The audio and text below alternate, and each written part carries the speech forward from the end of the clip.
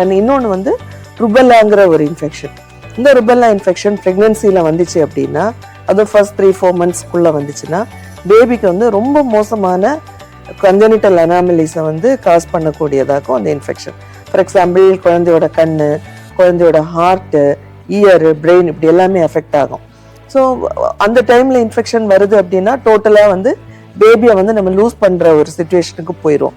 இதுக்காக ஒரு simple vaccine நம்ம கல்யாணத்துக்கு முன்னாடி போட்டுட்டோம்னா டோட்டலாக வந்து அந்த பேபியை வந்து இந்த ருபெல்லா இன்ஃபெக்ஷன்லேருந்து நம்ம வந்து ப்ரொடெக்ட் பண்ணிடலாம். அதனால ஒரு 6 வேக்சின்ஸ் கிட்ட ப்ரெக்னென்சிக்கு முன்னாடி போடுற மாதிரி இருக்கு. சிலது வந்து சிங்கிள் ஷாட் வேக்சின்ஸ், ஒரே டோஸ் தான். சில வேக்சின்ஸ் வந்து 2 ஷாட் வரும், சிலது 3 ஷாட் வரும். ஸோ இந்த வேக்சினோட கோர்ஸ் என்ன அப்படின்னா, போட்ட உடனே வந்து கன்சீவ் ஆகாம பார்த்துக்கணும். அட்லீஸ்ட் வந்து ஒரு பஃபர் பீரியட் வந்து 1 மந்த் வேணும்.